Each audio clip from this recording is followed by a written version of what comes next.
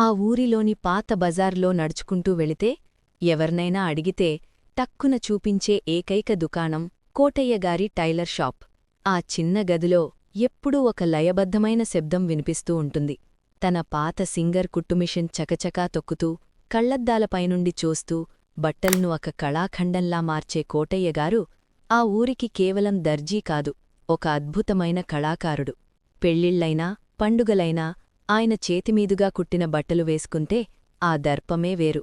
దారంతో బట్టల్ను మాత్రమే కాదు, ఆ ఊరి ప్రజల మనసులను కూడా కుట్టేసిన నైపుణ్యం ఆయనది. కాని ఎన్ని వందల మందికి అద్భుతమైన దుస్తులు కుట్టినా కోటయ్యగారి మనసులో ఒక మూల ఒక తీరని వెలితి. ఆయనకు తన వారసత్వాన్ని ముందుకు తీసుకెళ్లేవారు లేరనే బాధ. ఆయన ఏకైక కుమారుడు కిరణ్.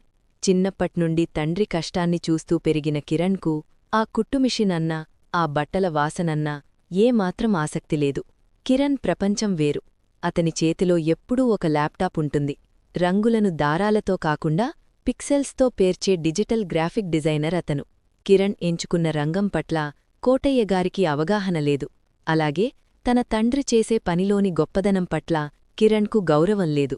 ఒకరోజు సాయంత్రం దుకాణంలో రద్దీ తగ్గాక కోటయ్యగారు తన కొడుకును పక్కన కూర్చోబెట్టుకున్నారు. చేతిలో ఉన్న పాత కత్తెరను ఆప్యాయంగా తుడుస్తూ, కిరణ్, నా వయసు మీదు పడుతోందిరా. కళ్ళు మునుపట్లా సహకరించడంలేదు. ఈ దుకాణం నా ప్రాణం. నా తర్వాత ఈ కుట్టుమిషన్ మీద నువ్వు కూర్చోవాలి. నా నైపుణ్యాన్ని నీకు నేర్పుతాను అని ఎంతో ఆశగా అడిగారు. కిరణ్ ల్యాప్టాప్ స్క్రీన్ మీద నుండి చూపు తిప్పకుండానే ఒక నిట్టూర్పు విడిచాడు. ఏంటి నాన్నా నువ్వు మాట్లాడేది? నేను చదువుకున్నది దేనికి? గ్రాఫిక్ డిజైనింగ్లో నాకెంత మంచి భవిష్యత్తు ఉందో తెలుసా? నా కలలు వేరు. అయినా ఇప్పుడు బట్టలు కుట్టడమేంటి నాన్నా? అది పాతకాలం పని. అంతా ఆన్లైన్లో రెడీమేడ్ బట్టలు కొనుక్కునే ఈ రోజుల్లో ఇంకా కొలతలు తీసుకుని కుట్టించుకునేవాళ్లెంతమందున్నారు? నీ షాపుకు కాలం చెల్లిపోయింది నాన్నా అని కోపంగా అన్నాడు. ఆ మాటలు కోటయ్యగారి గుండెల్లో గుణపల్లా దిగాయి. పాతకాలం పనా? ఆయన గొంతు వణికింది. ఒక మనిషి వ్యక్తిత్వాన్ని బట్టి, వాళ్ల శరీర ఆకృతిని బట్టి దారం దారం పేర్చి ఒక రూపాన్ని తీసుకురావడం పాతకాలం పననిపిస్తోందా నీకు? నీ కంప్యూటర్ బొమ్మలు నిజమైన మనుషులకు వెచ్చదనాన్ని ఇవ్వలేవురా. నా కష్టం నీకర్థం కాదులే అంటూ భారంగా అక్కడ్నుండి లేచిపోయారు. ఆ రోజు సాయంత్రం ఇంట్లో ఎవరూ ఏమీ తినలేదు. ఆ ఇల్లు నిశ్శబ్దంతో నిండిపోయింది. తండ్రి తన కాలాన్ని తాను కాపాడుకోవాలని చూస్తుంటే కొడుకు తన భవిష్యత్తు వైపు పరుగులు తీస్తున్నాడు. ఇద్దరి మధ్య ఒక కనిపించని అదృశ్య గోడ కట్టబడింది. కొన్ని వారాల తర్వాత కోటయ్యగారి దుకాణానికి ఊరి సర్పంచ్ వచ్చాడు. ఆయన ఏకైక కుమార్తె వివాహం ఊరంతా మాట్లాడుకునేలా జరగాలి. కూతురి పెళ్లికోసం ఒక ప్రత్యేకమైన డ్రెస్సు కుట్టాలని కోటయ్యగారిని కోరాడు. అది మామూలు చీరా లేదా లంగావోనీ కాదు. ఆధునికతా సాంప్రదాయం ఉట్టిపడేలా ఒక మోడర్న్ ఇండో వెస్టర్న్ లెహెంగా. అందులో చాలా క్లిష్టమైన డిజైన్స్, మడతలు, డ్రేప్స్ ఉండాలి. కూతురిచ్చిన మ్యాగజీన్ కటింగ్ ఒకటి కోటయ్యగారి చేతిలో పెట్టి, ఇలాంటిదే కుట్టాలి, నా పరువు నీ చేతుల్లో ఉంది అని వెళ్ళిపోయాడు సర్పంచ్. కోటయ్యగారు ఆ ఫోటో చూసి కాస్త కంగారుపడ్డారు. ఆయనకు సాంప్రదాయ దుస్తులు కుట్టడం వెన్నతో పెట్టిన విద్య. కాని ఈ కొత్త తరం డిజైన్, అందులో ఉన్న క్లిష్టమైన ప్యాటర్న్ ఆయనకు అర్థం కాలేదు.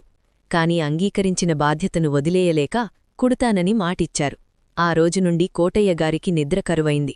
రాత్రంతా దుకాణంలోనే ఉండి పాత న్యూస్పేపర్ల మీద ఆకృతులు గీస్తూ, కత్తిరిస్తూ ప్రయోగాలు చేయడం మొదలుపెట్టారు. ఆ డిజైన్లో ఉన్న ఒక ప్రత్యేకమైన మడత ఎటునుండి ఎటువెయ్యాలో ఆయనకు బుర్రకెక్కడంలేదు. ఎన్ని పేపర్లు కత్తిరించినా, ఎంత విలువైన వస్త్రం వృధా అయినా సరైన ఆకృతి రావడంలేదు. ముడతలు పడిపోతోంది. పెళ్లికి ఇంకో 2 రోజులు మాత్రమే సమయముంది. ఒక అర్ధరాత్రి దుకాణంలో లైట్ ఇంకా వెలుగుతూనే ఉంది. కిరణ్ నీళ్లు తాగడానికి లేచి దుకాణంలో ఇంకా వెలుగుండడం చూసి లోపలికి వెళ్లాడు. అక్కడ నేలమీద చెల్లాచెదురుగా పడి ఉన్న బట్టల ముక్కలు, పేపర్లు కనిపించాయి. కోటయ్యగారు 2 చేతుల్లో తల పట్టుకుని కుట్టుమిషన్ ముందు నిరాశగా కూర్చుని ఉన్నారు. ఆయన కళ్లల్లో నీళ్లు తిరుగుతున్నాయి. దశాబ్దాలుగా తాను నమ్ముకున్న వృత్తిలో తాను ఓడిపోతున్నాననే భయం ఆయన్ను కుంగదీస్తోంది. కిరణ్ నెమ్మదిగా తండ్రి దగ్గరికి వెళ్లాడు. ఏమైంది నాన్నా, ఇంకా పడుకోలేదా అని మృదువుగా అడిగాడు. కోటయ్యగారు తలెత్తి కొడుకుని చూశారు. ఆయన గొంతులో అహంకారం లేదు, కేవలం ఒక నిస్సహాయత మాత్రమే ఉంది. నాకు వయసైపోయిందిరా కిరణ్. ఒకప్పుడు బట్టను ముట్టుకుంటే చాలు, దాని రూపురేఖలు నా కళ్లముందు మెదిలేవి. కానీ ఈ కొత్త డిజైన్ నాకెంతకీ తలకెక్కడంలేదు. ఈ మడత ఎక్కడ కత్తిరించాలో, ఎక్కడ కుట్టాలో అర్థం కావడంలేదు. నా వల్ల ఈరోజు ఒకరి పెళ్లి చెడిపోతుంది, నా పరువు పోతుంది అంటూ కుమిలిపోయారు. కిరణ్కు తన తండ్రిని అలా చూడడం గుండెను పిండేసినట్లనిపించింది. తను ఎప్పుడూ తన తండ్రిని ఒక గర్వకారణమైన కళాకారునిగానే చూశాడు. కిరణ్ వెంటనే కింద కూర్చొని సర్పంచ్ ఇచ్చిన ఆ మ్యాగజీన్ ఫోటోను చూశాడు. నాన్నా, నువ్వు ఎక్కడ ఇబ్బంది పడుతున్నావో నాకు వివరించు. నాకు బట్టలు కుట్టడం రాకపోవచ్చు, కాని డిజైన్ అంటే నాకు తెలుసు అన్నాడు. కోటయ్యగారు ఆశ్చర్యపోయారు. కాని తన సమస్యను వివరించారు. ఒక వస్త్రాన్ని 3D కోణంలో ఎలా ఊహించాలో తనకర్థం కావడంలేదు. కిరణ్ ఒక్క నిమిషం ఆలోచించాడు. వెంటనే పైకి పరిగెత్తుకెళ్లి తన ల్యాప్టాప్ తీసుకొని వచ్చాడు. తన 3D యానిమేషన్ మరియు గ్రాఫిక్ డిజైనింగ్ సాఫ్ట్వేర్ ఓపెన్ చేశాడు. తండ్రి చెప్పిన కొలతలను ఆకృతులను అందులో ఫీడ్ చేయడం మొదలుపెట్టాడు. అరగంటపాటు ఆ గదిలో కుట్టుమిషన్ శబ్దం బదులు కీబోర్డు మీద కిరణ్ వేళ్లు కదులుతున్న క్లిక్ క్లిక్ శబ్దం వినిపించింది.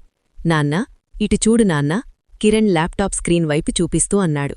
కోటయ్యగారు స్క్రీన్ వంక చూసి మంత్రముగ్ధులయ్యారు. ఆయన మనసులో గీసుకోవడానికి ఇబ్బంది పడుతున్న సంక్లిష్టమైన దుస్తుల ఆకృతి కిరణ్ స్క్రీన్ మీద 3Dలో రంగులతో సహా తిరుగుతోంది. కిరణ్ మౌస్తో ఆ డిజైన్ను పక్కకి తిప్పి లోపల కుట్లు ఎలా పడాలో, వస్త్రం ఏ కోణంలో కత్తిరిస్తే ఆ మడత సరిగ్గా పడుతుందో డిజిటల్గా చూపించాడు. చూడు నాన్నా, నువ్విక్కడ 45 డిగ్రీల కోణంలో కత్తిరించాలి. అప్పుడు ఈ మడత సరిగ్గా పడుతుంది అంటూ కిరణ్ వివరిస్తుంటే కోటయ్యగారి ముఖంలో 1000 వోల్టుల వెలుగు కనిపించింది. ఆయన కళ్ళు మెరిశాయి. అద్భుతంరా కిరణ్, నువ్వా కంప్యూటర్తో కళ్ళు కట్టి ఏదో ఆడుకుంటున్నావనుకున్నాను. కాని నువ్వు నిజంగా ఒక ప్రపంచాన్ని సృష్టిస్తున్నావు. నువ్వు చూపించిన ఈ చిన్న లాజిక్ నాకు గంటల తరబడి తట్టలేదు అంటూ కొడుకును ఆప్యాయంగా హత్తుకున్నారు. ఆ క్షణంలో ఆ ఇరుకైన గదిలో ఒక మాయ జరిగింది. పాతకాలపు నైపుణ్యం కొత్తకాలపు టెక్నాలజీతో చేతులు కలిశాయి. కిరణ్ స్క్రీన్ మీద చూపిస్తుంటే కోటయ్యగారు కత్తెరపట్టి బట్టను కత్తిరించారు. తండ్రి కొడుకు ఇద్దరూ కలిసి ఆ రాత్రంతా కష్టపడి ఆ దుస్తులకు ప్రాణం పోశారు. సర్పంచ్ కోటరి పెళ్లి బ్రహ్మాండంగా జరిగింది. ఆమె వేసుకున్న ఆ లెహెంగా చూసి పెళ్లికి వచ్చిన వాళ్లంతా ఆశ్చర్యపోయారు. ఎక్కడ కుట్టించారనడిగితే కోటయ్యగారి పేరు గర్వంగా చెప్పింది ఆమె. సర్పంచ్ స్వయంగా వచ్చి కోటయ్యగారిని సన్మానించి వెళ్లాడు. కాని కోటయ్యగారికి ఆ సన్మానం కంటే గొప్ప ఆనందం వేరే ఉంది. ఆయన నేరుగా కిరణ్ గదిలోకి వెళ్లారు. కిరణ్ భుజం మీద ఒక ప్యాకెట్ ఉంచారు. ఏంటిది నాన్నా? అడిగాడు కిరణ్. తెరిచి చూడు అన్నారు కోటయ్యగారు చిరునవ్వుతో. కిరణ్ ప్యాకెట్ తెరిచాడు. అందులో కిరణ్ ఎప్పుడూ ఆన్లైన్లో చూసి కొనాలనుకున్న మోడ్రన్ స్టైల్లో ఉన్న ఒక అద్భుతమైన డిజైనర్ షర్టుంది. నాన్నా, ఇది నువ్వు కుట్టావా? నాకోసం ఆశ్చర్యంగా అడిగాడు కిరణ్. అవునులా, పాతకాలపువాడ్నే కాని కొత్త విషయాలు నేర్చుకోలేనంత వృద్ధుణ్ణి కాదు కన్నుగీటుతో అన్నారు కోటయ్యగారు. నీ టెక్నాలజీ తోడైతే నా కత్తెరకు వయసుతో పనేముంది చెప్పు? కిరణ్ కళ్ళు చెమ్మగిల్లాయి. ఆయన నైపుణ్యం ముందు ఏ కంప్యూటర్ సాఫ్ట్వేర్ సరితూగదని అతనికి అర్థమైంది. ఒకరికొకరు సారీ చెప్పుకోలేదు, కాని ఇద్దరికీ ఒకరి వర్ణంపై మరొకరికి అపారమైన గౌరవం పెరిగింది. నాన్నా, నా వంతుగా నేను కూడా ఒకటి చేశాను అంటూ కిరణ్ తన ల్యాప్టాప్ స్క్రీన్ తిప్పాడు. అందులో ఒక సరికొత్త లోగో డిజైన్ చేసి ఉంది. ఆధునికత ఉట్టిపడేలా ఒక స్వర్ణపు కత్తెర, దాని పక్కనే డిజిటల్ పెన్ కలిపి ఉన్న ఆ లోగో కింద పెద్ద అక్షరాలతో ఇలా రాసి ఉంది: Kotayya and son, modern bespoke tailors. నువ్వు బట్టలు డిజైన్ చేయనాన్నా, వాటికి ఆకృతిని నేను 3Dలో ఇస్తాను. మనమిద్దరం కలిస్తే ఈ ఊరినే కాదు, ప్రపంచాన్నే మార్చేయచ్చు అంటూ తండ్రి చేతిని పట్టుకున్నాడు కిరణ్. కోటయ్యగారు ఆనందభాష్పాలతో కొడుకును గుండెలకు హత్తుకున్నారు. ఆ టైలర్ షాప్లో ఆ రోజు కుట్టుమిషన్ శబ్దం ఎంతో కొత్తగా, ఎంతో మధురంగా వినిపించింది. ఒకప్పుడు వారి మధ్య అంతరాన్ని పెంచిన అదే నైపుణ్యాలు ఇప్పుడు వారిద్దర్నీ ఒక అందమైన బంధంగా కుట్టేశాయి.